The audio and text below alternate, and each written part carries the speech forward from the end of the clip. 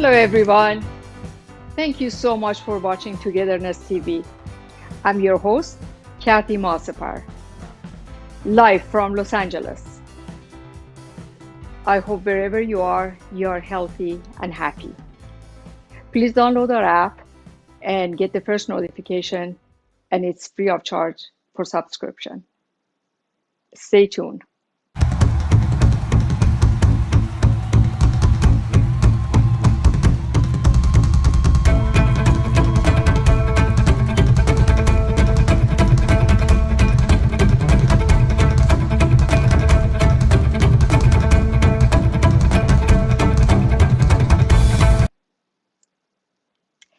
My first segment is about a quotation from Maya Angelou, which I use that to my daily life. It says, when you know better, do better. When you know better, do better. It's really simple, yet it's very profound. And you can apply that to so many areas of your life, from parenting to relationship, to your work, to friendship, and so on and so forth. For instance, if your teenager is unruly, doesn't want to talk, doesn't want to interact, or doesn't do well at school, rather than being hostile and telling him that I told you so, or as long as you live under my roof, you follow my rules. Just find out what's going on in his life. Try to understand him better. Try to understand what triggers him and what makes him happy. So when you know better, you do better. You do better, and your child has a better start. That goes for relationship too. For instance, if your partner is overweight, rather than criticizing and saying, stop eating, if you stop eating, you would lose weight. Just try to understand why he or she is gaining weight. What is actually going on in her mind or his mind? And try to be more supportive. Try to understand why is this happening. Rather than just eating a bowl of ice cream in front of your partner or eat cake and you say, well, you can't have any. How about you just be more supportive? Say, how about we go for a walk? Or just encourage your partner, can we cook together and cook something nice and healthy, which it's going to be enjoyable for both of you, and it's going to help your partner. You can do the same thing at your work. You get paid. Might as well do your best job. And you can apply that to friendship and to so many other areas of your life. When you know better, you do better. Please send me your comment, send us, actually DM us, your comments, your ideas, and tell us what you think about this. Thank you, and we'll be right back. Check it. I was in a dark mood. It needed to be under flashing lights, motivated to move.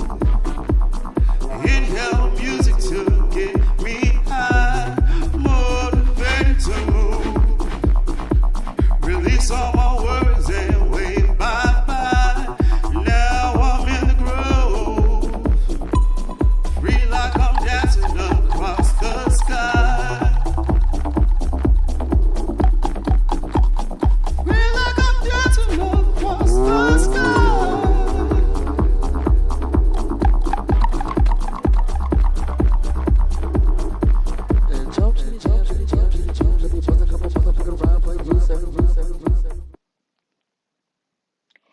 My next segment is about bread.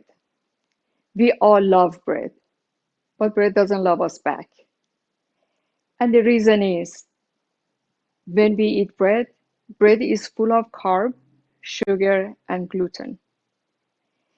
Gluten, sugar, and carb. Basically, when we eat a bagel, we eat a cup of sugar. And the sugar spikes our blood, insulin in our bloodstream. And when the insulin is high, you get frequently more hungry and you crave more sugar and more carb. It seems to be a vicious cycle. More you do it, more your body wants. More you eat bread, the craving is more. The craving is worse. I decided to give up bread for 1 week and see what happens. Because I heard so many different things about gluten. Not necessarily I'm sensitive toward gluten, but you feel bloated, you feel more hungry. I just decided to give it up for 1 week. And to be honest with you, I feel so much better. I feel less bloated. I feel like I have less craving and I can kind of keep everything under check. I don't have to, at 10 o'clock, just go like a cookie monster looking for cookie and carb and sugar and whatnot. And hopefully, if I can, I mean, first day was really difficult. I'm not gonna lie to you. I had egg and I said, what's the point of eating egg if you don't have any bread with it? But first couple of days is difficult, but it gets easier. Probably that's not for everybody, but I personally did it for 1 week, and the hardest part was the first and second day, but it's getting easier. And I'm even thinking probably I should continue and give it a month and see how it goes. Please download our app and get the first notification. And please subscribe. And feel free to send any comment or questions to our Facebook, to Instagram. We check it frequently. Stay tuned. We'll be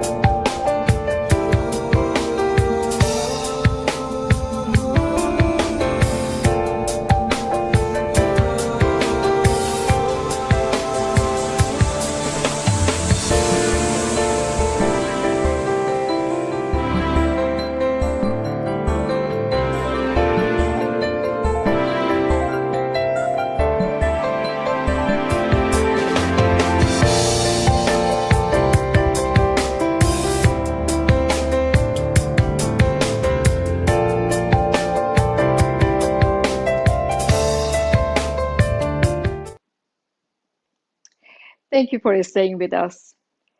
The next topic I'd like to talk to you about, it's about COVID. I know we hear that all the time. Everywhere we go, it's a discussion about COVID. But unfortunately, lately we hear so much more about COVID, different strain of COVID, which is Delta. And even though we are probably tired of wearing masks and we want to get back to our regular life and don't wear masks, get together with friends, family, go places, it seems still we are kind of struggling. And 52% of COVID that it was reported in July, month of July, it was all the strain of Delta. And as we hear everywhere, the new strain, even though we got vaccinated both either Pfizer, Johnson or any other kind, even though you have both vaccination, still you can get that. Still you can pass it on to somebody else. A California man who was vaccinated, and it was a while after his second one, he thought he's safe, he's good. He went to Las Vegas and he enjoyed being around other people, going to casino and whatnot. And unfortunately, when he came back, he brought the COVID to his family, to his wife and his children. And he was quite frustrated because he thought he was perfectly safe. So back to how we were practicing with physical distancing, washing, disinfecting our hands constantly, and just wear our mask. I know it's uncomfortable. I know it's warm and nobody wants to do it. But in order to keep yourself safe, your family and your community, we need to continue with that and practice everything we've been doing from the beginning. And hopefully we can put an end to it and we don't have to deal with losing somebody, losing loved one or friends or family. Tell us what's your thought on this. Please send us your comments and your ideas how to deal with this, how to be safer. Please stay tuned. We'll be right back.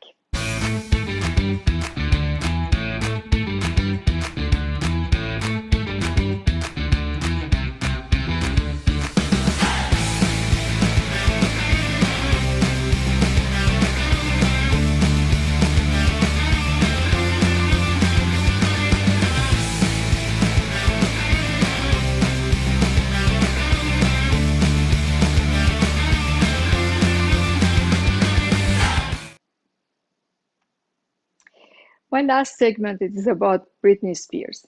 We hear her name all the time in the news, in social media, and we all wonder why is so much news about Britney Spears?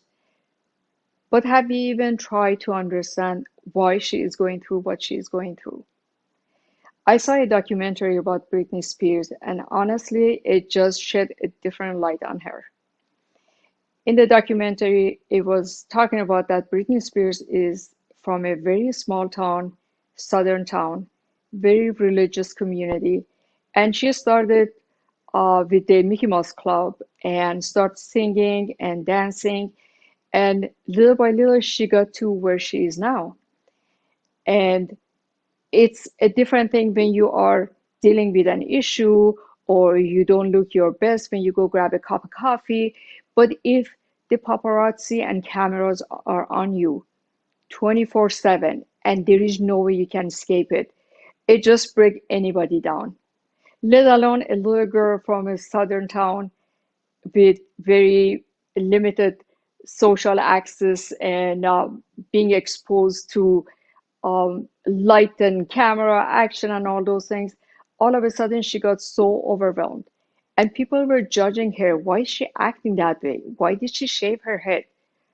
In the documentary, when I saw when she shaved her head, she was dealing with substance abuse and other issues, mental issues.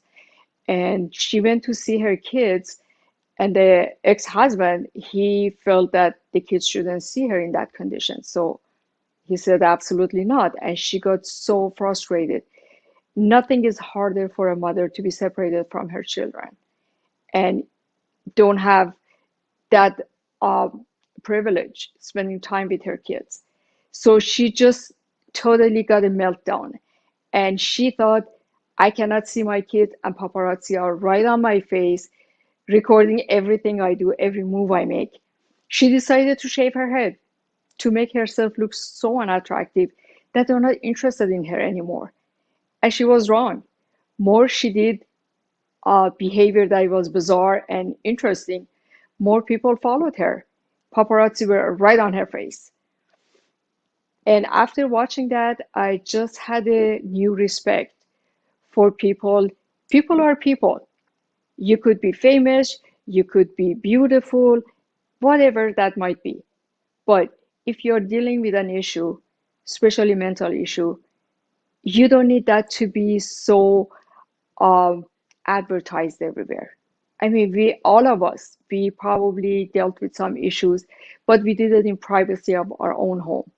Nobody was taking our picture when we were going for therapy or for getting help.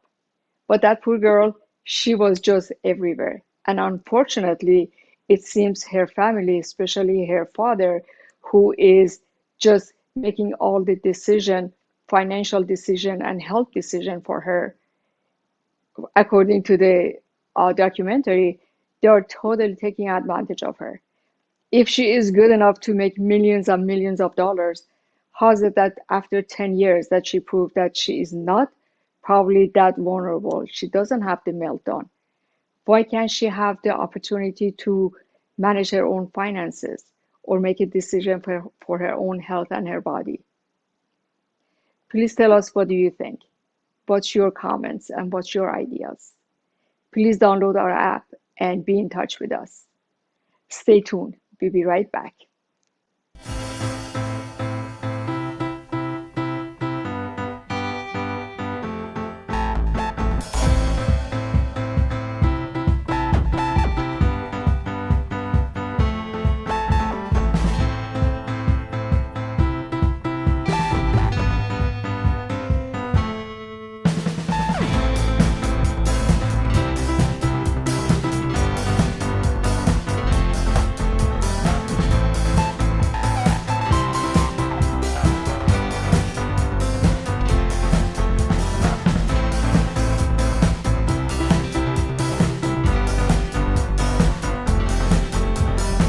Do you have viruses or malware warnings?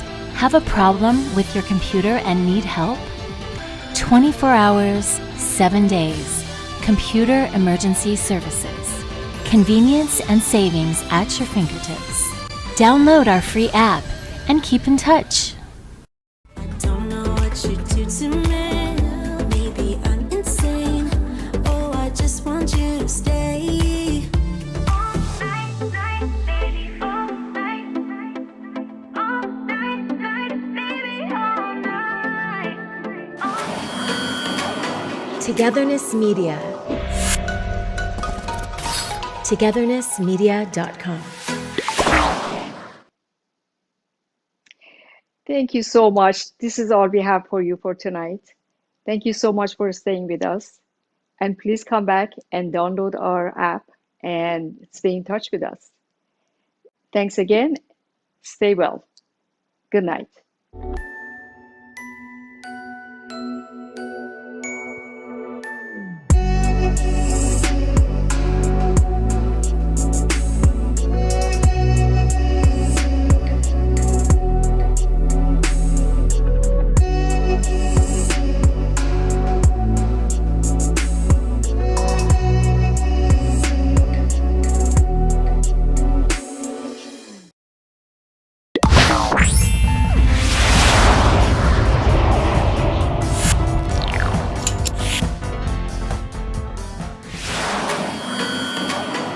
Togetherness Media. Togethernessmedia.com.